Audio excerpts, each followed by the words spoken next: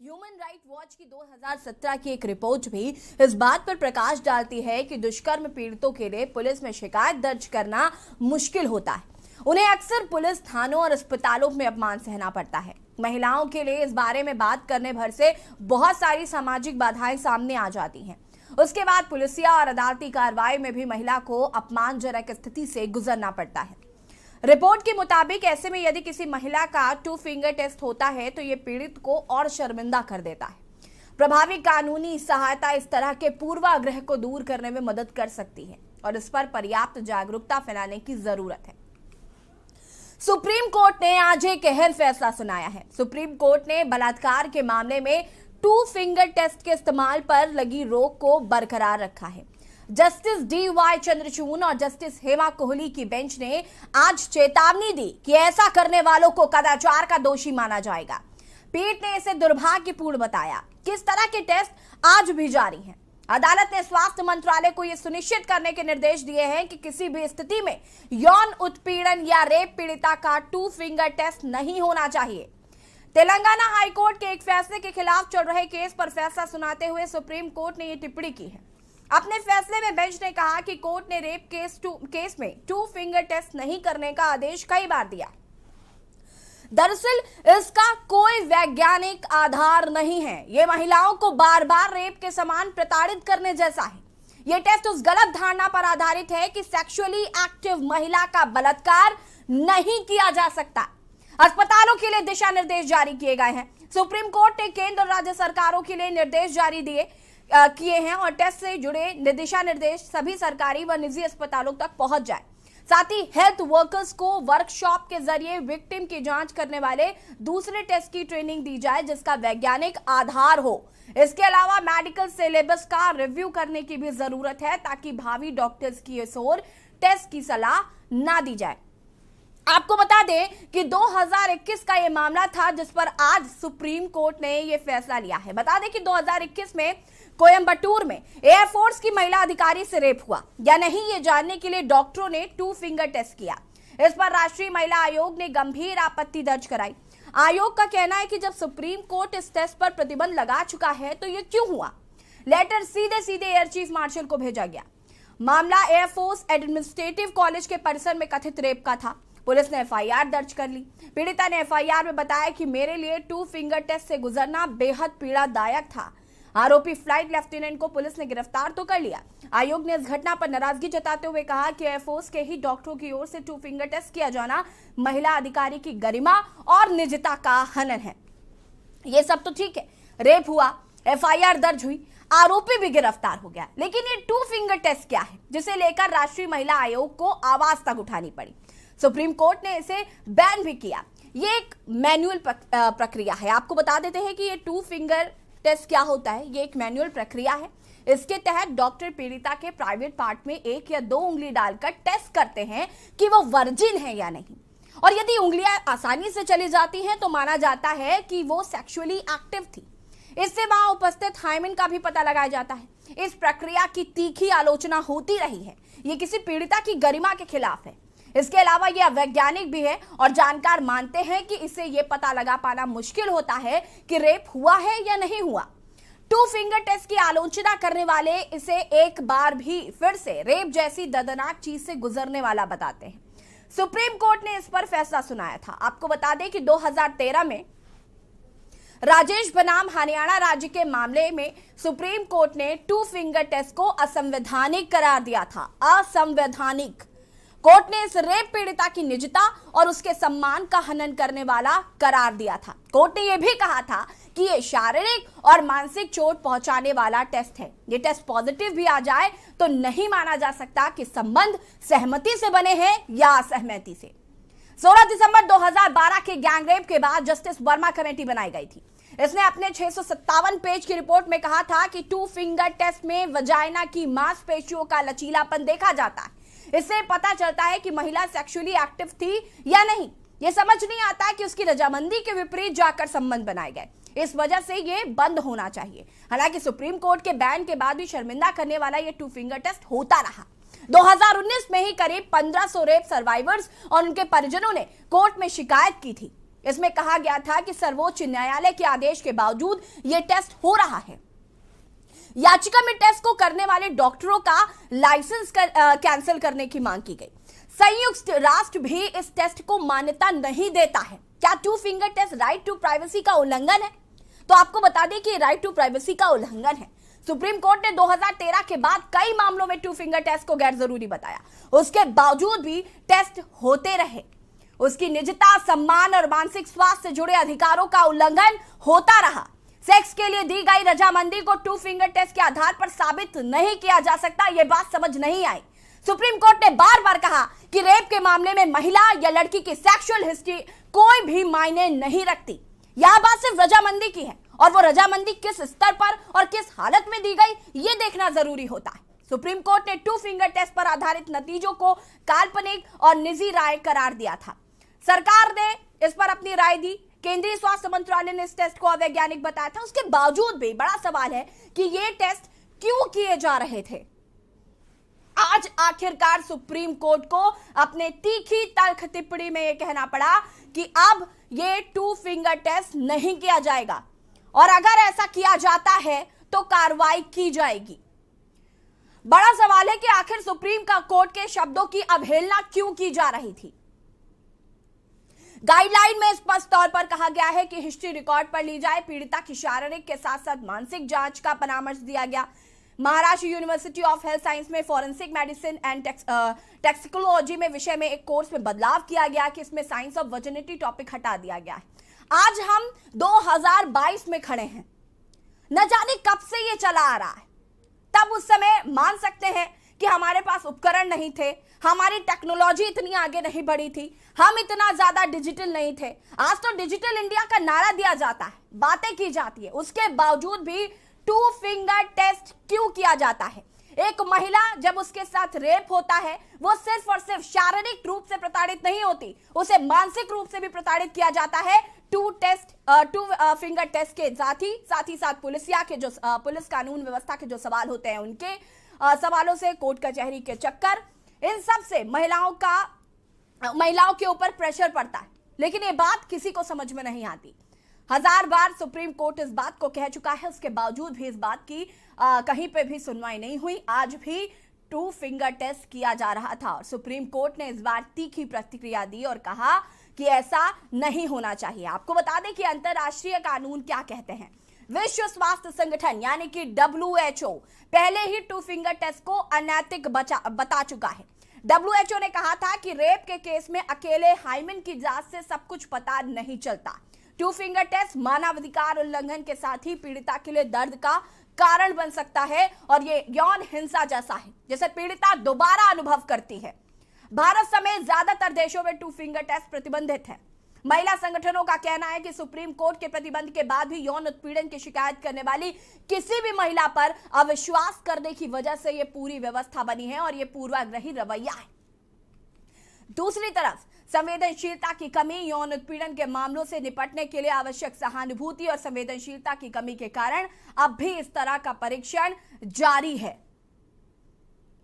फिलहाल supreme court ने इसमें तीखी प्रतिक्रिया दी है, तीखी अपनी टिप्पणी दी है। हम इसी पर बातचीत करेंगे, चर्चा करेंगे। सुप्रीम कोर्ट ने फिलहाल इस पर फैसला सुना दिया है। हालांकि 2013 में भी फैसला सुप्रीम कोर्ट द्वारा सुनाया गया था, लेकिन अभी तक ये टेस्ट किए जा रहे थे। फिलहाल सुप्रीम कोर्ट ने अब कह दिया है कि ये इस तरीके के टेस्ट अब दोबारा नहीं होने चाहिए और यदि ऐसा कोई करता पाया जाता है तो उस पर कड़ी कार्रवाई की जाएगी। हमारे साथ कुछ मेहमान भी जुड़ चुके हैं, उनसे आपका परिचय करा देते हैं। डॉक्टर सविता भट्ट जी जुड़ चुके हैं, पूर्व निदेशक डिफरेंट हमारे साथ जुड़ चुके हैं। अंजू प्रजापति जी, सदस्य महिला आयोग उत्तर प्रदेश। सतरूपा पांडे जी, सोशल एक्टिविस्ट हैं, जुड़ चुके हैं। सुनील कुमार सिंह जी, अधिवक्ता सुप्रीम कोर्ट। शुरुआत में सुनील जी आपसे करना चाहूंगी, बहुत बहुत स्वागत है सबसे पहले तो आप सभी का। और शुरुआत सुनील जी आपसे। सुप्रीम कोर्ट ने 2 बार 2013 के बाद 2022 में ये बात कही कि टू फिंगर टेस्ट नहीं होना चाहिए। क्या सुप्रीम कोर्ट अब डंडा लेकर लोगों के पीछे पड़े? अभी तक सुप्रीम कोर्ट का फैसला सर्वोपरि था, फिर ये फैसला क्यों नहीं माना जा रहा था? क्यों आज अभी तक ये टू फिंगर टेस्ट किए जा रहे थे? जी हाँ, ये पब्लिक के पार्ट पे जो है इग्नोरेंस है और अज्ञानता है एक तो जो विक्टिम है वो उतना वेल एडुकेटेड नहीं हो, उसको कभी कानून की इतनी बाध्यता की जानकारी नहीं होती है। 2019 में एक ऑब्जर्वेशन आया था कि जो डॉक्टर्स इस तरह का टेस्ट कंडक्ट करते हैं उनके खिलाफ सख्त कार्रवाई करना चाहिए और पनिशमेंट उसके लिए आया था। इसके लिए कोर्ट नहीं जिम्मेदार है, इसके लिए जो कल्प्रिट है वो जिम्मेदार है, जो प्रोसिक्यूटर है जिनको इसकी जानकारी नहीं है, या जो पुलिस टीम है जिसको इसकी जानकारी नहीं है, या जानकारी होते हुए भी वो इस तरह की हरकत कर रहे हैं। कहीं न कहीं इससे एक बात निकल के आती है, तो जो अभियुक्त है उसको ये कोई बचाना चाहते हैं या में जूम मीटिंग कुछ इस तरह का रिफ्लेक्ट करना चाहते हैं कि ये हैबिचुअल है या इनका पहले का ऐसा कंडक्ट रहा है। पर लॉ में भी इसकी मनाही है, और सुप्रीम कोर्ट 2013 का जो जजमेंट है वो जस्टिस BS चौहान और कलीफुल्ला का है। जजेस हैं, 2 जजेस बेंच है, ठीक है। और ये काफी क्लियर इन्होंने इसको इसमें आदेश दिया था कि इस तरह का टेस्ट नहीं किया जाना चाहिए। इसके लिए सिर्फ और सिर्फ वो जो लोग इस तरह की हरकत करते हैं वो जिम्मेदार है, और कानून बहुत बने हैं, उसका उल्लंघन तो लोग करते हैं और पकड़े जाते हैं और दंडित होते हैं। ठीक है, देखिए 2013 में ये जजमेंट पास हुआ था, उसके बाद 2021 में ये मामला सुर्खियों में इसलिए आया क्योंकि ये एक तमिलनाडु का कोयम्बटूर का शायद ये एक मामला था जिसमें ये रेप के बाद ये 2 फिंगर टेस्ट किया गया था। उसके बाद इस पर आज फैसला सुनाते हुए सुप्रीम कोर्ट ने एक बार फिर से तीखी प्रतिक्रिया दी है। इनिशियल है, अभी मैटर पेंडिंग है, अपलोड होगा, अभी जो इसके डिटेल ऑर्डर हैं अभी आएंगे, पर अभी जो अभी अवेलेबल है वो ऑब्जर्वेशन कोर्ट के उससे है। ये जस्टिस चंद्रचूड़, YB चंद्रचूड़ और जस्टिस हिमा कोहली की बेंच है जी। आज जो मैटर जी सुनी जी, वापस मैं आपके पास आऊंगी। शत्रुपा जी हमारे साथ जुड़े हुए हैं, सोशल एक्टिविस्ट है। शत्रुपा जी, मैं आपसे जानना समझना चाहूंगी, हम कई बार इस पर डिबेट कर चुके हैं, हम कई बार इस पर बातचीत भी कर चुके हैं, महिलाओं की सुरक्षा को लेकर हमने जरूर बातचीत की, लेकिन ये जो 2 फिंगर टेस्ट है ये भी कहीं ना कहीं मुझे लगता है महिला की सुरक्षा में ही आता है, क्योंकि जिस तरीके से जो रेप पीड़िता होती है उनके साथ इस तरीके की चीजें करना, उसके बाद उनको मेंटली हैरेस भी करना, एक तो वो फिजिकली हैरेस हुई, उसके बाद वो मेंटली हैरेस भी होती है, और वो इसलिए होती है क्योंकि जब वो कोर्ट कचहरी के चक्कर काटती हैं या जब वो पुलिस थाने जाती है, उनसे ऊटपटांग से सवाल पूछे जाते हैं जिनके वो जवाब नहीं दे पाती। और शायद यही वजह है कि बहुत सारे ऐसे मामले हैं जो हमारे सामने भी नहीं आते, क्योंकि इन सवालों से बचना चाहती हैं बच्चियां या महिलाएं जो विक्टिम है। हाँ बिल्कुल यशी जी, देखिए ये माननीय सुप्रीम कोर्ट की न केवल अवहेलना है बल्कि एक मानवीय समाज में आधी आबादी की गरिमा के साथ खुला नियम एक बनाकर असंवैधानिक गतिविधि है। यानी कि उसको एक नियम आड़ा तिरछा बनाया गया और जिसको असंवैधानिक घोषित किया गया है।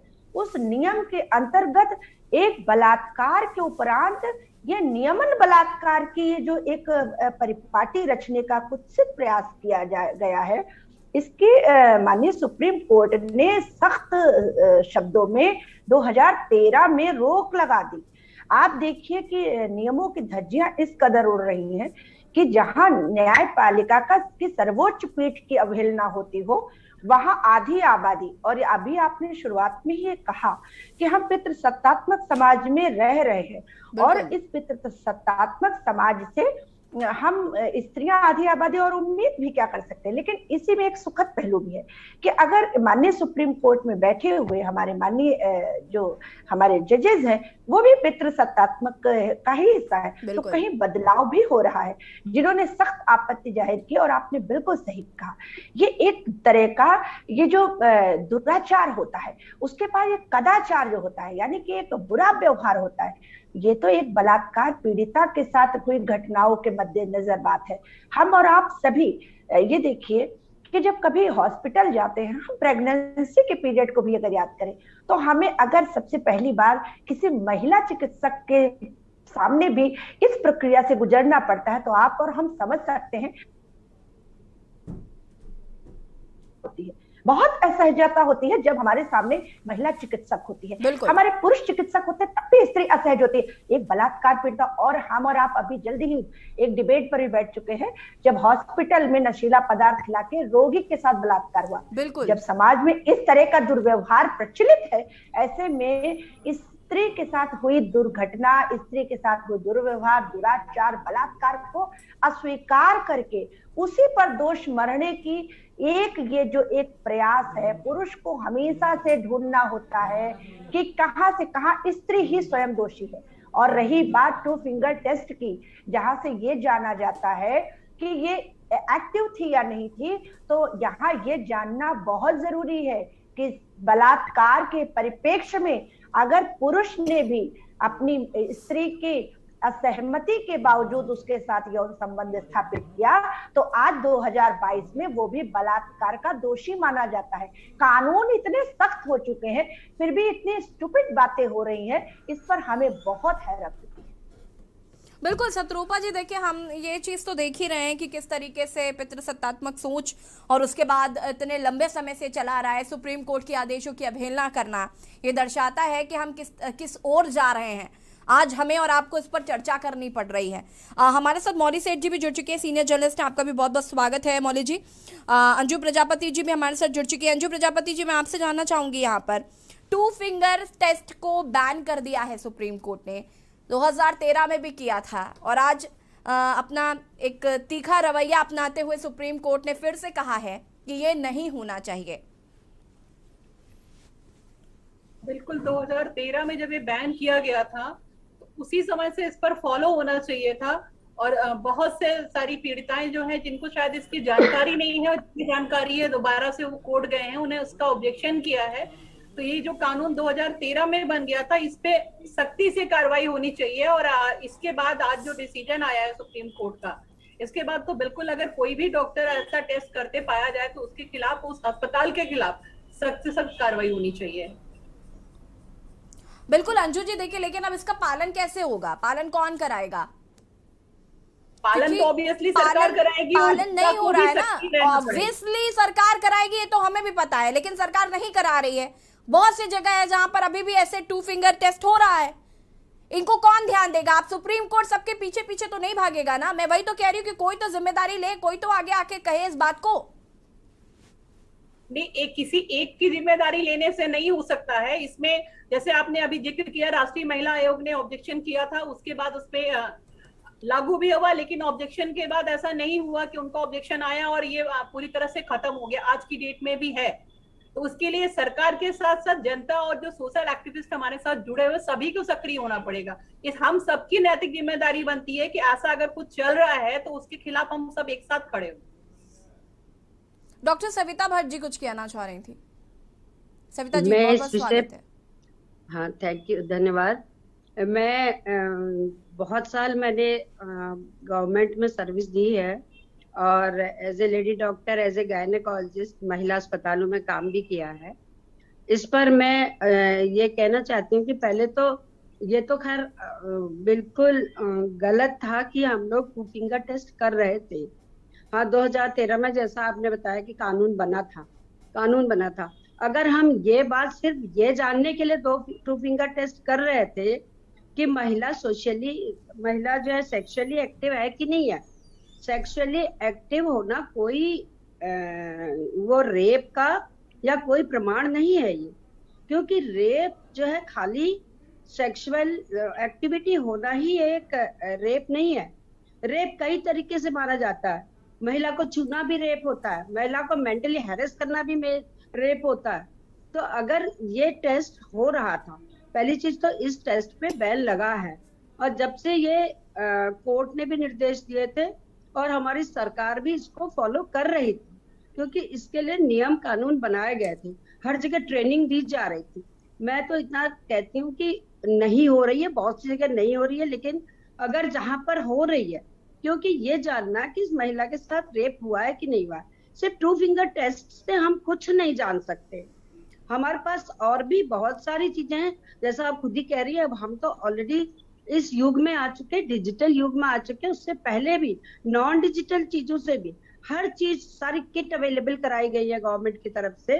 मैं गवर्नमेंट को भी इसका दोषी नहीं मानती। सविता जी देखिए, पहले तक ये बात ठीक थी क्योंकि पहले महिलाएं घर पर रहती थी, अपने बच्चों को संभालती थी, चीजें करती थी। आज महिलाएं फिजिकली इतना एक्टिव रहती हैं, वो जिस तरीके से हम स्पोर्ट्स की बात कर लें, बहुत सारी चीजें हैं। अब महिलाएं सिर्फ घर तक सीमित तो नहीं रह गई है। अब आप कैसे 2 फिंगर टेस्ट कर सकते हैं? हाइमन टॉर्न है या नहीं टॉर्न है कोई माने नहीं रखता है।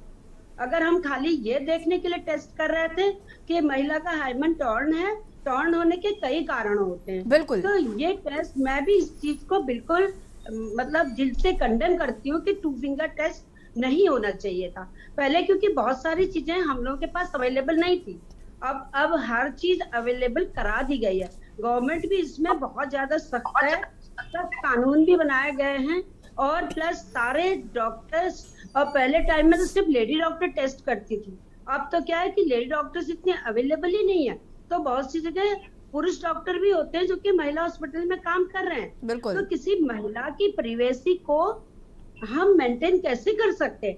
अगर हम 2 फिंगर टेस्ट कर रहे हैं तो ये महिला की शान के विरुद्ध या महिला की इज्जत के विरुद्ध है। सविता जी मैं वापस, नहीं होना चाहिए और नहीं भी हो रहा है। ठीक है सविता जी, मैं वापस आऊंगी आपके पास, और भी लोगों की प्रतिक्रिया मैं इस पर ले लेती हूँ, उसके बाद इस पर विस्तार से चर्चा की जाएगी। मौनी सेठ जी, मैं आपसे जानना चाहूंगी इस पूरे मसले को लेकर कि जैसे कि हम सभी लगभग उस बात को कह चुके हैं कि हम अब उस दौर में नहीं हैं कि हम अब लड़कियां घर तक सीमित हैं, हम घर के बाहर निकलते हैं, बहुत सारी चीजें। तो क्या 2 फिंगर टेस्ट जायज था? क्या इसके बल पर आप ये निश्चित कर सकते हैं कि हमारी सहमति है उसमें या नहीं है?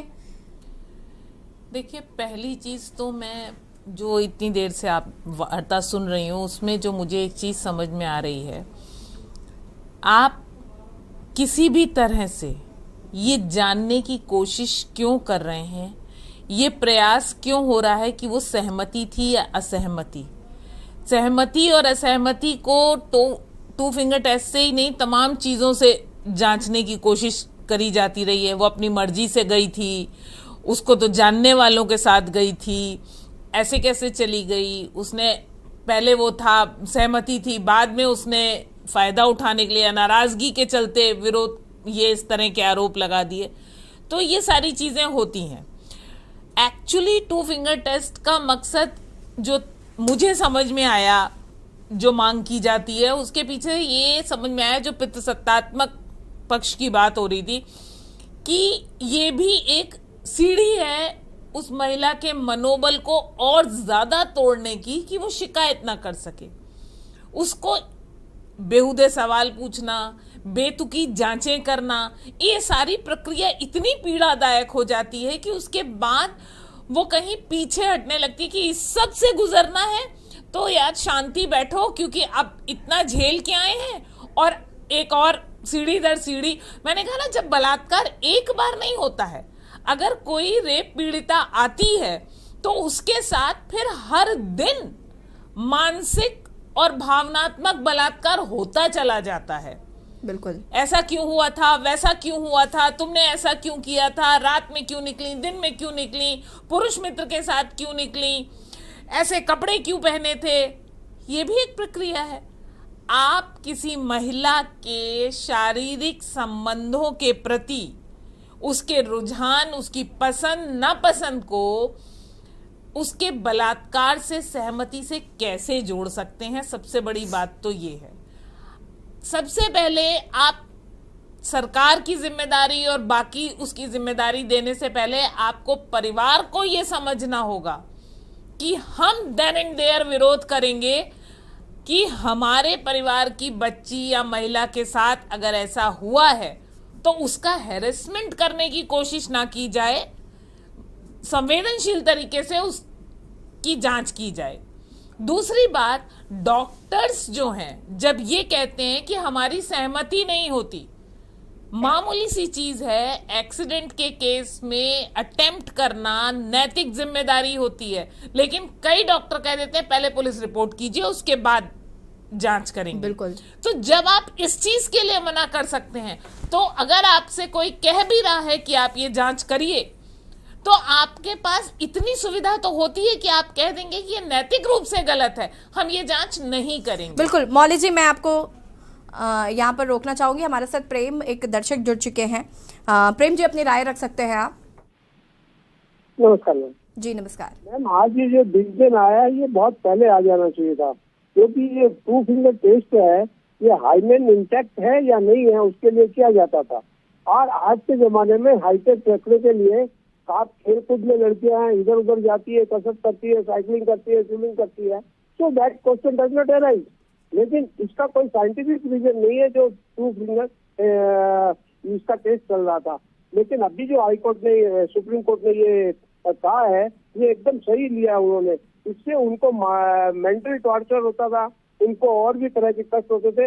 And you can tell that कि ये एक री काइंड ऑफ अगेन ये एक तरह का रेप था उनके साथ में। तो मैं तो इसका बहुत ये कहता हूँ कि और गवर्नमेंट क्या करेगी नहीं आपका कॉल करने के लिए, और बहुत बहुत साधुवाद भी आपको कि आप एक आदमी होकर भी इस बात को समझ रहे हैं। आप सभी हमारे साथ बने रहिए, चर्चा को आगे बढ़ाएंगे। और राशिद में आज हम बात कर रहे हैं बैन 2 फिंगर टेस्ट। रुकेंगे छोटे से ब्रेक के लिए, चल हाजिर होते हैं।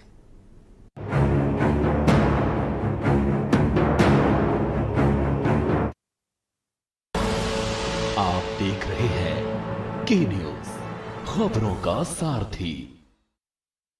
देश बढ़ चला है एक विकास यात्रा पर, जन जन की खुशहाली का स्वप्न लिए, प्रयासों में प्रण लिए। तो आइए देश के प्रति अपना कर्तव्य निभाएं। सभी टैक्स डिडक्टर्स 30 सितंबर 2022 को समाप्त हो रही तिमाही के लिए 31 अक्टूबर 2022 तक अपना TDS विवरण अवश्य ई-फाइल करें। ध्यान रखिए, केवल फॉर्म 26Q फाइल करने की नियत तिथि 31 अक्टूबर 2022 से बढ़कर 30 नवंबर 2022 कर दी गई है। 200 रुपए प्रतिदिन की लेट फीस और 1 लाख रुपए तक के जुर्माने से बचने के लिए समय पर TDS विवरण ई-फाइल करें। अधिक जानकारी के लिए incometax.gov.in पर भी लॉगिन कर सकते हैं।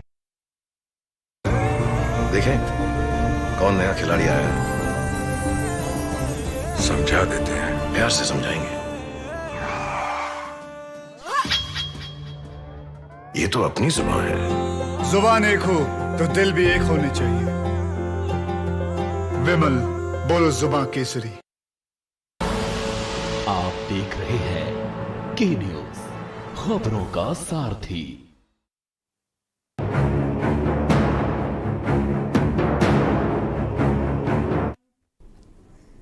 ब्रेक के बाद एक बार फिर से आप सभी का स्वागत है। राष्ट्रहित में आज हम बात कर रहे हैं आधी आबादी की सुरक्षा को लेकर भी, और साथ ही साथ हम बात कर रहे हैं जो सुप्रीम कोर्ट ने फैसला लिया 2 फिंगर टेस्ट को बैन करने का। 2013 में हालांकि ये फैसला लिया गया था, जो कि शीर्ष अदालत ने राजेश बनाम हरियाणा राज्य के मामले में कहा कि 2 फिंगर टेस्ट का नहीं किया जाना चाहिए क्योंकि ये असंवैधानिक है। कोर्ट ने इस टेस्ट पर सख्त टिप्पणी करते हुए कहा था कि पीड़िता के पिछले यौन अनुभव को ध्यान में रखकर इसे सहमति के तौर पर नहीं देखा जाना चाहिए। ये टेस्ट पॉजिटिव भी आ जाए तो नहीं माना जा सकता कि संबंध सहमति से बने हैं या फिर असहमति से। शीर्ष अदालत ने इसे दुष्कर्म पीड़िता की निजता और उसके सम्मान का हनन करने वाला एक परीक्षण करार दिया था। कोर्ट ने कहा था कि यह शारीरिक और मानसिक चोट पहुंचाने वाला टेस्ट है। प्रतिबंध के बाद भी परीक्षण जारी रहा। हालांकि सुप्रीम कोर्ट के इस टेस्ट पर प्रतिबंध लगाने के बाद भी ये 2 फिंगर टेस्ट होते रहे। मीडिया रिपोर्ट के मुताबिक 2019 में ही करीब 1500 दुष्कर्म पीड़ितों ने अपनी शिकायत में कहा था कि सुप्रीम कोर्ट के आदेश के बावजूद भी उनका ये टेस्ट किया जा रहा है। कुछ कानून जानते हैं तो कुछ कानून की परवाह नहीं करते हैं, जानते हुए भी। कई लोग ऐसा कहते हैं कि सुप्रीम कोर्ट आदेश तो कई देता है लेकिन उसका उल्लंघन भी होता है। बहुत सारे डॉक्टर्स और कई पुलिस अफसरों को भी इस कानून के बारे में नहीं पता होता, जानकारी का अभाव होता है, और कुछ लोग जानकर भी अनजान बन जाते हैं क्योंकि उन्हें इस बात से फर्क नहीं पड़ता, क्योंकि कानून या आदेश का उल्लंघन करने पर उन्हें कोई सजा नहीं मिलती। इससे किसी महिला के आरोप की सत्यता जानने के लिए 2 फिंगर टेस्ट जैसे अपमानजनक तरीके का इस्तेमाल किया जाता रहा है। चर्चा आज हम इसी पर कर रहे हैं। मेहमान लगातार हमारे साथ बने हुए हैं। शिवानी गुप्ता जी अधिवक्ता हैं, हमारे साथ जुड़ी हुई हैं। शिवानी जी, आपका भी बहुत बहुत स्वागत है। और इस पूरे मामले पर सुप्रीम कोर्ट का सुप्रीम फैसला एक बार फिर, क्योंकि 2013 के बाद किसी ने सुना नहीं और उन्हें फिर से इस पर इस बार तीखी प्रतिक्रिया देनी पड़ेगी। देखिए, बिल्कुल जो हम लोग ये 2 फिंगर टेस्ट की आज बात कर रहे हैं जी, अगर इसमें हम देखें तो अगर मैं इसको एक सिंपल टर्म में इसको अगर एक्सप्लेन करूं तो basically 2 finger test is a retraumatising of women. कोई पीड़िता है जो रेप से गुजरी है, उस पे खुद पे क्या बीत रही होती है, उसने किस तरीके के चीजों को सफर करा है अपनी लाइफ में, उस वो एक मोमेंट ऑफ पेन होता है जो वो लड़की सफर कर रही है, उसके बाद उसको एक जगह पे खड़ा करके 100 लोगों के बीच उसको ये चीज के लिए बोला जा रहा है, उसकी वर्जिनिटी को टेस्ट करने के लिए सिर्फ 2 फिंगर टेस्ट के बेसिस पर हम ये क्वेश्चन नहीं उठा सकते किसी लड़की के कैरेक्टर पर। एक नॉन वर्जिन होने का मतलब ये नहीं है कि लड़की का कैरेक्टर खराब है। अगर हम एक आम मामले में भी आजकल बात करें तो अगर हम एक नॉर्मल सिनेरियो में भी देखते हैं बेसिकली, तो किसी भी लड़की का नॉन वर्जिन होना उसका कैरेक्टर असैसिनेट नहीं कर सकता। बिल्कुल। तो इसीलिए ये 2 फिंगर टेस्ट का बैन होना ही एक लड़की के लिए आवश्यक है, क्योंकि हम कहीं ना कहीं जब हैरासमेंट की बात करते हैं तो हम उसमें ये बात करते हैं कि anything which is actually raising a finger on the modesty of women. अगर किसी भी लड़की की मॉडेस्टी पे किसी भी चीज की वजह से क्वेश्चन उठ रहा है तो उस केस में वो चीज पूरी तरीके से इलीगल मानी जाती है। तो अगर ये एक तरीके से 2 फिंगर टेस्ट एक हैरासमेंट का ही पार्ट हुआ। बिल्कुल। तो बिल्कुल सुप्रीम कोर्ट का ये जो एक 2013 के बाद और आज फिर इस मुद्दे को दोबारा उठाया गया है, तो बिल्कुल सही है कि 2 फिंगर टेस्ट के आधार पर हम किसी लड़की के कैरेक्टर को असैसिनेट नहीं कर सकते। बिल्कुल। Thank you so much. Sunil ji, मैं आपसे जानना चाहूंगी, जैसे कि मैंने अभी शुरुआत में ये बात कही कि कुछ लोग जानते हैं, कुछ लोग नहीं जानते हैं, कुछ लोग जानकर भी अनजान बने रहते हैं और इसकी परवाह नहीं करते, क्योंकि यहाँ पर अगर सुप्रीम कोर्ट का आदेश नहीं माना जाएगा तो कोई सजा नहीं मिलती। तो आखिर ऐसे कब तक महिलाओं के हक के जो की चीजें हैं वो महिलाओं तक पहुंचेंगी नहीं, उन्हें जानकारी नहीं होगी? देखिए, आज का जो जजमेंट है वो अब अपलोड हो गया, उसमें 3 डायरेक्शन क्लियर दिया गया है। एक तो सारे मेडिकल कॉलेज में इसको सर्कुलेट किया जाए जी, ताकि अवेयरनेस बढ़े। बिल्कुल। दूसरा, इस पर वर्कशॉप हो, मिनिस्ट्री ऑफ वेलफेयर और चाइल्ड वेलफेयर और वुमेन हेल्थ, इनका था प्रोग्राम, इसको और सर्कुलेट किया जाए। ऑलरेडी इस पे गाइडलाइन ले डाउन किए जा चुके थे।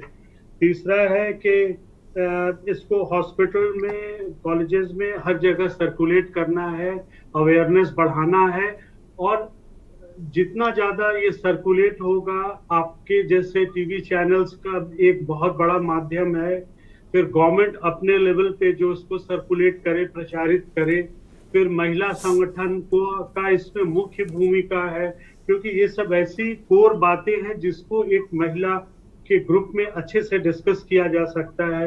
बच्चों को स्कूल लेवल से जब वो बड़े होने लगते हैं, हाई स्कूल, इंटर में जब पढ़ाते हैं, उसको समुचित टाइम पर समुचित सब्जेक्ट में इसको इंट्रोड्यूस करना चाहिए, और इसको इंट्रोड्यूस करने का एक बहुत सॉफ्ट तरीका होना चाहिए। It should not be a shock to the children. बच्चे से घबराए नहीं, उनको बहुत समझा के, कहीं कोई विक्टिम बनता है, विक्टिम को सब। और अब मैं आपको बहुत फेयरली बताता हूँ, तकलीफें बहुत हैं। रेप, इतने सजा और इतने मशक्कत के बाद भी रेप की घटनाएं नहीं घट रही है। वीआईपी लोगों के खिलाफ भी केसेस बहुत दाखिल हो रहे हैं, और हरचंद जब बड़ा ताकतवर अक्यूज्ड होता है तो इस घटना को दबाने की कोशिश करता है। बिल्कुल। लेकिन ग्रास रूट पे मैं आपको अश्योर करता हूँ, एज पर हमने अपनी कोर्ट में देखा, जो विक्टिम है उसके प्रति बहुत ही सूक्ष्म और सहानुभूति पूर्वक रवैया कोर्ट का रहता है। उसकी कमजोरी का नुकसान जो है डिफेंस नहीं ले सकता है। और एविडेंस एक्ट में अमेंडमेंट भी है, अगर एक महिला ने किसी के ऊपर रेप का एलिगेशन लगाया, रेप चल रहा है, तो वो अभियुक्त ये नहीं कह सकता कि आज से पहले भी इन्होंने कोई घटना ऐसा किया था, या आप रेज नहीं कर सकते। उसका लॉ में बंधन है, प्रतिबंधित है। एक और कोई कैसा भी वर्चू का लेडी हो, उसके ऊपर आप उंगली नहीं उठा सकते, ये क्लियर है। तो न्यायपालिका, कार्यपालिका, सारे लोग मिलकर इस पर कार्य कर रहे हैं। ये हर घर में चर्चा का विषय होना चाहिए, हर मोहल्ले में होना चाहिए, आंगनबाड़ी में होना चाहिए। मैं अपनी तरफ से यही कह सकता हूँ, और इसको जितना ज्यादा हम लोग, मैं आपसे निवेदन करूंगा, इस सब्जेक्ट को और महिलाओं के सशक्तिकरण के जितने पॉइंट्स होते हैं इस तरह के, जो विक्टिम को सपोर्ट कर, आप उसको बार बार अपने चैनल पे लाएं और लोग भी लाएं। मेरा यही निवेदन है, यही मेरा मानना है। हम यही चाहते हैं कि वो संवेदनशीलता जो है वो लोगों में नजर आए, और कहीं ना कहीं मैं सबसे ज्यादा दोषी प्रशासन को मानती हूँ, क्योंकि सबसे पहले जो पीड़िता होती है वो प्रशासन के पास जाती है और वहीं से इतनी निराशा हाथ लगती है कि उसके बाद आगे किसी भी पीड़िता का मन नहीं करता कि वो ये केस लड़ सके या कोर्ट कचहरी के चक्कर लगा सके। तो वो संवेदनशीलता हमें हर तबके के अंदर लानी होगी, ये देखना होगा। सोशल एक्टिविस्ट शतरूपा जी का रुख करना चाहूंगी मैं। शतरूपा जी, यहाँ पर दो बातें, पहली तो जो मैंने शुरुआत में कही कि एक नॉलेज होना बहुत ज़रूरी है, हाँ, कि हमारे पास क्या पावर्स है, हमारे पास क्या लॉ हैं, उसकी जानकारी होनी चाहिए। और दूसरी बात ये भी कि हमें कहीं ना कहीं ये जो पुलिस प्रशासन है हमारा, जहां हम सबसे पहले जाते हैं, या माँ बाप की भी मैं बात कर लूं, क्योंकि पेरेंट्स को भी इतना अपग्रेडेड होना पड़ेगा, या पेरेंट्स को भी अपने बच्चों को समझना। बहुत से ऐसे पेरेंट्स होते हैं जो इस बात को समझते भी हैं, और लेकिन कुछ ऐसे पेरेंट्स होते हैं जो नहीं समझते। उन्हें भी कहीं ना कहीं ये समझना पड़ेगा कि क्या हुआ है और किस तरीके से हमें इसे हैंडल करना है। तो नॉलेज जो है वो फिलहाल बहुत इंपॉर्टेंट है आज के टाइम पे। बिल्कुल यशी जी, अभी सम्मानित अधिवक्ता ने ये बात कही है कि इसका बहुत जागरूकता का अभियान एक चलाना होगा, हमारे मीडिया के माध्यम से भी और स्वयंसेवी संस्थाओं के माध्यम से भी और विभिन्न संस्थाओं के माध्यम से। बिल्कुल सच बात है, क्योंकि आज ये बात निकल कर मुझे लगता है कि अभी पूरी आधी आबादी में से 20% महिलाएं ही 2 फिंगर टेस्ट जैसा शब्द सुनी होंगी। 80% तो इस शब्द को ही नहीं जानती। बिल्कुल, कि अगर कोई दुराचार हो जाता है तो कोई ऐसा टेस्ट भी हैवानियत वाला और हैरेसमेंट वाला प्रचलित है, वो नहीं जानती। यानी अगर उनके साथ दुराचार होगा, और आज चूंकि बहुत ज्यादा हम सबकी मेहनत से जागरूकता बढ़ी है, बेटियां, परिवार जाके रिपोर्ट करने लगे हैं, लेकिन अभी वो 2 फिंगर टेस्ट की इस भयावहता को नहीं जानते।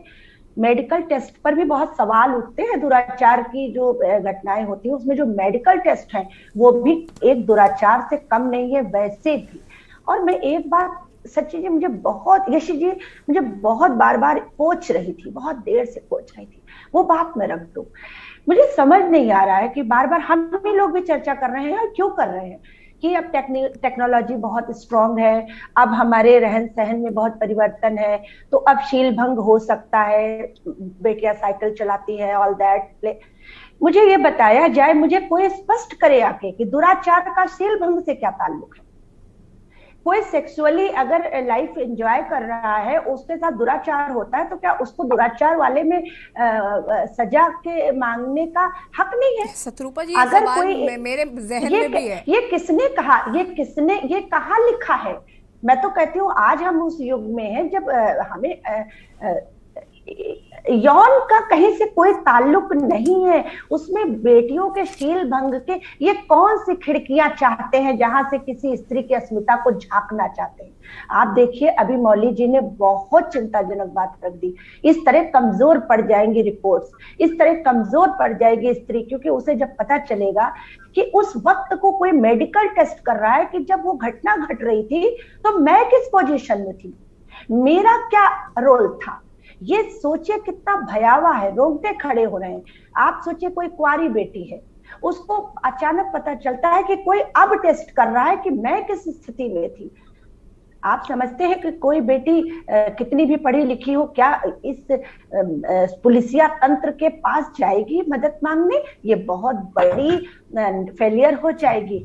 तो मुझे नहीं लगता है कि किसी भी बलात्कार का, किसी शील भंग से, किसी की कोई वर्जिन है कि नहीं है, कोई शील में है, सुशील है कि नहीं, इससे कोई ताल्लुक नहीं। तमाम विवाहित स्त्रियों का बलात्कार हो रहा है। बलात्कार तो सिर्फ बलात्कार है, बलपूर्वक आपने यौन संबंध बनाया या यौन संबंध बनाने की चेष्टा की, वही काफी है। लेकिन दुख की बात है कि बड़े बड़े होल बना लिए जा रहे हैं समाज में, जिससे कि वो अपराधी बच निकले। उस होल से बाहर वो किसी तरह इन प्रकार बाहर निकाल दिए जाए। ये हाल ही में हम लोग इस बात को कह रहे थे कि मैरिटल रेप होते हैं, उन वो रेप क्या है, वो कौन सी श्रेणी में आते हैं? फिर अगर हम इसे जज कर रहे हैं तो हम उसे भी जज करेंगे फिर। बिल्कुल अंजू बिल्कुल मैं शतरूपा जी आऊंगी आपके पास। अंजू प्रजापति जी, आपसे मैं ये जानना चाहूंगी कि अभी जैसे कि हम यहाँ एजुकेशन को लेकर बात कर रहे हैं कि एजुकेशन की कमी होती है, तो ऐसे में उनके लिए क्या करना होगा? अब कैसे उनको हम बताएंगे कि हमारे पास ये लॉज हैं, कैसे हम बताएंगे कि हम ऐसे, ये कानून है हमारा, ये हमारा हक है? इसके लिए जैसे कि अभी मुझसे पूर्व ये बताया कि हम सबको प्रयास करना है। जैसे अभी सर ने कहा कि आंगनबाड़ी के माध्यम से या आशा बहुओं के माध्यम से जैसे अन्य योजनाओं की जानकारी हम पहुंचाते हैं, तो एक जागरूकता का रूप ला करके और समाज के हर हिस्से की जिम्मेदारी है, हमारी भी है और जो अन्य समाज में एक्टिविस्ट हैं, सोशल एक्टिविस्ट हैं, सभी की जिम्मेदारी है कि हम उसको कैंपेन की तरह चलाएं, या जैसे भी आयोग के नाते जैसे हम लोग अन्य योजनाएं, अन्य सुरक्षात्मक जानकारी महिलाओं तक पहुंचाते हैं, नगर या ग्राम स्तर तक। जैसे अभी मैम ने कहा कि टू फिंगर टेस्ट होता क्या है, 20% महिलाओं को ही पता है, 80% को पता ही नहीं है। तो इसकी जानकारी एक कैंपेन चला करके उसमें समाज के सभी वर्ग की अगर हिस्सेदारी होगी तो संभवतः सभी को जब ये पता होगा तो इसका ऑब्जेक्शन भी आएगा निकल करके। लोग ऑब्जेक्शन करेंगे, नहीं ये नहीं होना चाहिए, प्रशासन को तो इसमें कार्रवाई करनी है। साथ में समाज के सभी लोग अगर इसमें हिस्सेदार होंगे तो इस पे आगे रोक आएगी। बिल्कुल। मौली जी, आपकी क्या इस पर राय है? मैं ये सारी मिली जुली बातों से तो सहमति रखती ही हूँ कि एजुकेशन होनी चाहिए, जानकारी लोगों को मिलनी चाहिए। सबसे पहले सतरूपा जी को साधुवाद देती हूँ कि उन्होंने बहुत संवेदनशील चीज़ को उठाया और समझा कि आप स्त्री की पूरी पहचान, पूरा व्यक्तित्व उसको कैरेक्टर सर्टिफिकेट देके या तो रखते हैं या ख़त्म कर देते हैं। ये किसी भी तरह नहीं होना चाहिए। एक महिला के व्यक्तित्व के एक सामान्य पुरुष की तरह बहुत सारे पहलू होते हैं और उसकी यौन प्रेफरेंसेस जो हैं वो इस बात को तय नहीं करेंगी कि वो इस तरह के अपराध के लिए बड़ी मतलब रेडीमेड मटेरियल, सॉरी ये शब्द मैं इस्तेमाल नहीं करना चाहती, लेकिन ये जो अपराधी होते हैं उन्होंने उसको इस तरह से उसको हथियार बना रखा है। दूसरी चीज मैं एक चीज और कहना चाहूंगी, ये सारी एजुकेशन तो है ही। एक छोटी सी चीज जो अक्सर कह देते हैं बहुत सारे पुलिस अधिकारियों को भी नहीं मालूम है, उनको भी नहीं मालूम, इनको भी नहीं मालूम। हम एक छोटा काम करते हैं कि एक अभी हाल में मेरा फोन खो गया था, हमने FIR लॉन्च की, उसके लिए भी ऑनलाइन के लिए या जर्नल, उसके लिए एक पूरा फॉर्म है जो हम भरते हैं और उसमें प्रेफरेंसेस होती हैं। बहुत सारी महिलाएं ऐसे बैकग्राउंड से आ रही हैं जिनके पास इस तरह की एजुकेशन और जानकारी होना कतई असंभव हो जाता है कि क्या कानून है उनके लिए। ऐसे में ठीक है, पुलिस वालों को नहीं मालूम है, एक स्टेट फॉर्म क्यों नहीं है कि जब हम फॉर्म भरेंगे उसमें एक चॉइसेस होगी यस और नो की, वहां पर सीधे सीधे एक चॉइस होनी चाहिए कि 2 फिंगर टेस्ट या इस तरह के और डेरोगेटरी टेस्ट, मेडिकल टेस्ट और सवालात हम उसको नो कर सकें और फिर किसी पुलिस अधिकारी या किसी चिकित्सक या किसी और को, इवन अधिवक्ता को जो विपक्ष उसके विरोध में खड़ा हुआ है, भाई न्याय पाने का हक सबको है, वकील मिलेगा, उसको ये अधिकार ना हो कि वो इस तरह के डेरोगेटरी सवाल उससे कर सके, क्योंकि उसने वहीं पर एक फॉर्म में अपनी चॉइस रख दी है। कम से कम अरे आपको नहीं मालूम है तो आप उसके लिए ये सीधा तरीका बनाइए। एजुकेशन तो पहुंचते पहुंचते पहुंचेगी, लेकिन ये तो आप फौरन कर सकते हैं ना कि FIR लिखी जाएगी, आपके पास एक फॉर्म है कि ये पॉइंट महिला की सहमति के बिना नहीं होंगे। तो ये एक चीज होनी चाहिए, उसको अपना पक्ष रखने का एक अधिकार होना चाहिए। मैं ये नहीं कह रही कि किसी के साथ अन्याय किया जाए, बिल्कुल कानूनी प्रक्रिया होनी चाहिए, सही और गलत की परख होनी चाहिए, लेकिन उससे मौली जी मैं बहुत देर से ये समझने की कोशिश कर रही हूँ कि आप सोचिए कि इस 2 फिंगर टेस्ट की वजह से न जाने कितनी ऐसी बच्चियां हैं जिनको इंसाफ नहीं मिला होगा। बिल्कुल, क्योंकि 2 फिंगर टेस्ट का कोई मतलब नहीं। जिस देश में बहुत छोटी उम्र में शादी कर दी जाती थी, बिल्कुल, अब आप उसका 2 फिंगर टेस्ट कैसे करेंगे? और ऐसी महिलाओं के साथ उनके परिवार में ही इस तरह की दुर्घटनाएं हो जाती हैं, कैसे साबित होगा? ये कोई आधार ही नहीं है। इसीलिए मैं कहती हूँ कि ये होना नहीं चाहिए। और ये चॉइस अगर आप नहीं बता पा रहे हैं, एजुकेशन नहीं पहुंचा पा रहे हैं पुलिस अधिकारियों, संस्थाओं और अन्य संस्थाओं को जो उसकी रक्षा करें, तो आप बिल्कुल एक ऐसी चीज बनाइए जहां पर महिला उसको पढ़कर ये तय कर सके कि ये हो सकता है और ये हमें नहीं करना है। ऐसी व्यवस्था बननी चाहिए। बिल्कुल। सविता जी का रुख करना चाहूंगी मैं यहाँ पर। सविता जी, मैं आपसे जानना चाहूंगी, चूंकि आपने जैसे कि बताया कि आपने ये 2 फिंगर टेस्ट आपके सामने हुआ या आपने भी किया, मैं ये जानना चाहूंगी, मैं मेंटल स्टेट जानना चाहती हूँ उन बच्चियों का या उन पीड़िता का जिनके साथ ये होता है, वो उस टाइम कैसा महसूस करते हैं, क्योंकि हम यहाँ बैठकर चर्चा जरूर कर रहे हैं लेकिन हम उस दर्द को नहीं समझ सकते हैं शायद। हम लोगों के पास तो जो महिलाएं आती थी, पीड़िता आती थी, वो ज्यादातर 80% लड़की अनमैरिड सी होती थी और उन लोगों को ये सविता जी अनम्यूट करें प्लीज खुद को। मैं ये कानून बना था जी, लेकिन वो फॉलो नहीं होता क्योंकि शायद इतना सख्ती से उसको लागू नहीं किया गया था। तो हम लोग भी कर रहे थे, हर कोई कर रहा था, लेकिन फिर कहीं ना कहीं ये हम लोगों को भी लगता था कि ये नहीं होना चाहिए, क्योंकि अनमैरिड लड़की है, मान लीजिए कोई जरूरी नहीं है कि उसके साथ रेप हुआ हो तो उसको सेक्सुअल ये काम भी हुआ हो, ये कोई जरूरी नहीं था। लेकिन खाली क्योंकि उस समय कोर्ट में भी हम लोग जाते थे इन केसेस के लिए, तो हमको कोर्ट में भी डायरेक्टली पूछा जाता था कि ये she was used to for sexual action और not, she was sexually active और नॉट, ये क्वेश्चन पूछा जाता था पहले हम लोग से डायरेक्टली। तो इस वजह से शायद हम लोग करते थे, या it was a ignorance that time, करते थे। लेकिन धीरे धीरे जब ये हुआ कि हाँ मैरिड महिलाओं को हो सकता है इतना नहीं फर्क पड़ता था, लेकिन उसकी भी हम लोग कंसेंट लेते थे, बिना कंसेंट के हम लोग नहीं करते थे, कभी भी टेस्ट नहीं करते थे, 2 फिंगर टेस्ट नहीं करते थे। लेकिन उसमें भी एक ये रूल था कि अगर लड़की माइनर है तो पेरेंट्स के कंसेंट से कर लेते थे। धीरे धीरे इसमें भी चेंज आया, ऐसा नहीं है, उसमें भी चेंज आया और लड़कियों से पूछते थे हम लोग कि हम ये करने जा रहे हैं, तो लड़की अगर मना करती थी हम लोग लिख देते थे कि ये लड़की ने मना कर दिया तो इसलिए टेस्ट नहीं हुआ। तो उसको चेक करने के लिए एक तो ये तरीका था, ये जानना चाहते थे खाली कि सेक्सुअली एक्टिव है कि नहीं है।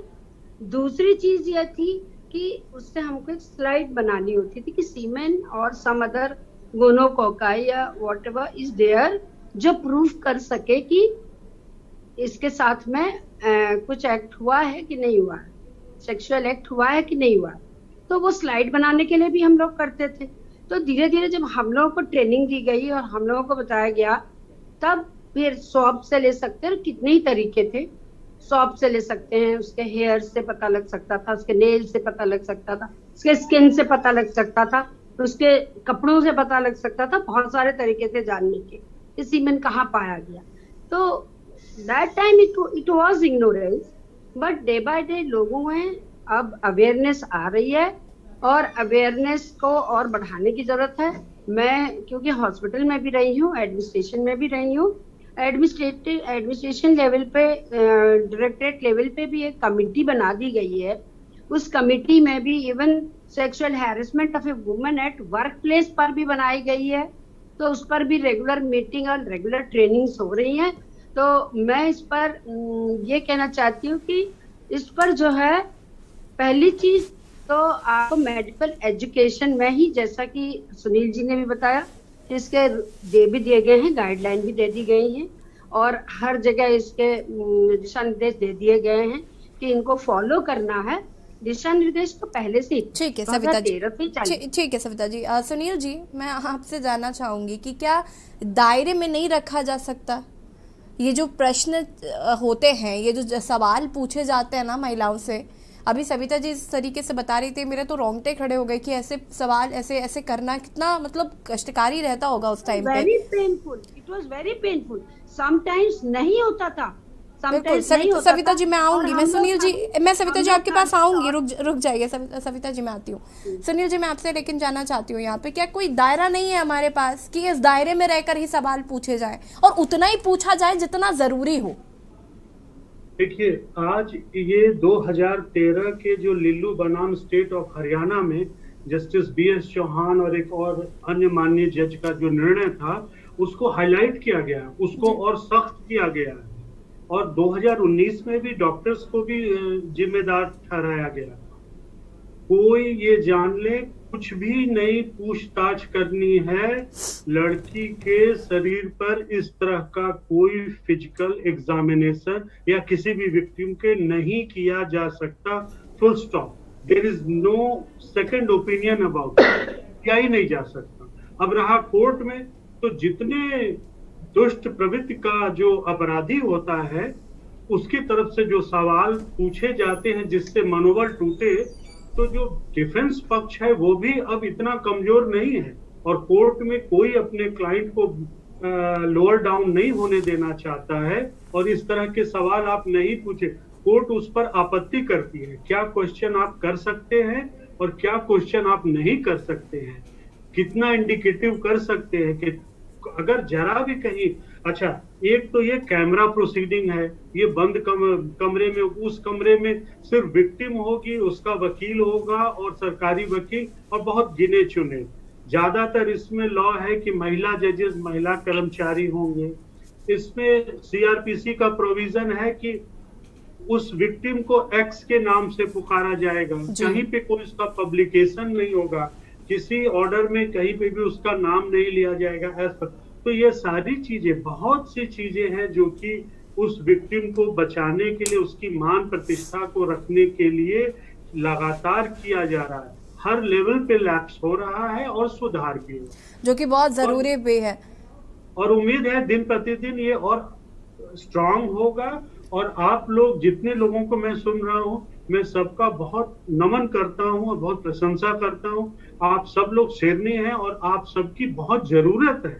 और स्ट्रांग तरीके से आप अपने आसपास सारे लोग एक पांच को प्रभावित करें, वो अगला 5 को प्रभावित कर रहे, एक बहुत बड़ा पिरामिड बनेगा। कोई किसी के साथ बदतमीजी ना डॉक्टर कर सकता है, ना वकील कर सकता है। इसको आप एकदम निश्चिंत रहे। हाँ, गांव के जो विक्टिम है उनको ज्यादा प्रोटेक्ट करने की जरूरत है। जो अशिक्षित हैं, जो गरीब हैं या जो ब्लैकमेल के शिकार हैं, कोई भी ब्लैकमेल हो सकता है, बड़े से बड़े लोग ब्लैकमेल हो सकते हैं।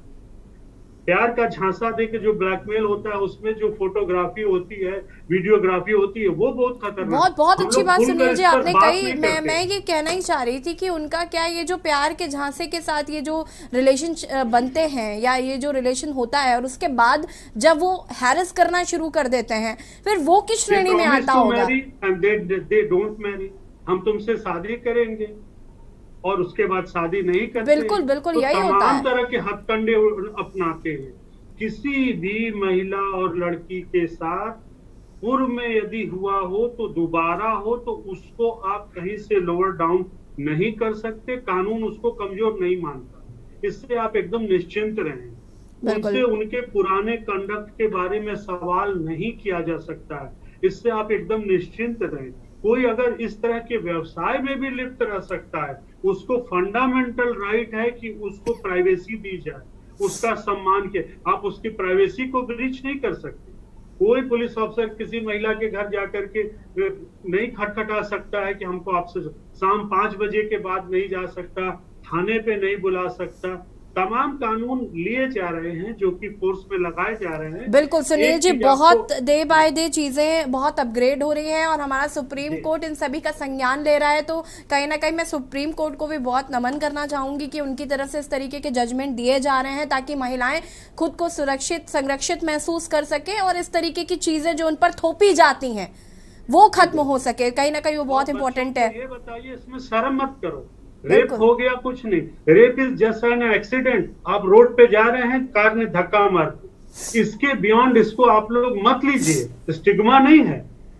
रेप क्या है? हम सीधे जिंदगी के रास्ते पे जा रहे हैं, एक उधर से कोई गाड़ी आई, जानवर आया, उसने हमको धक्का मार दिया, दैट्स इट। इसमें कोई मान सम्मान। इसको लड़िए, दम से लड़िए, खड़े होइए, पूरा सपोर्ट कीजिए। मुझे एक लेडी का वक्तव्य याद है। एक लेडी को मैंने सुना था, उन्होंने कहा था कि हमारी योनि पे इज्जत रखी किसने है जो हमारी इज्जत चली गई।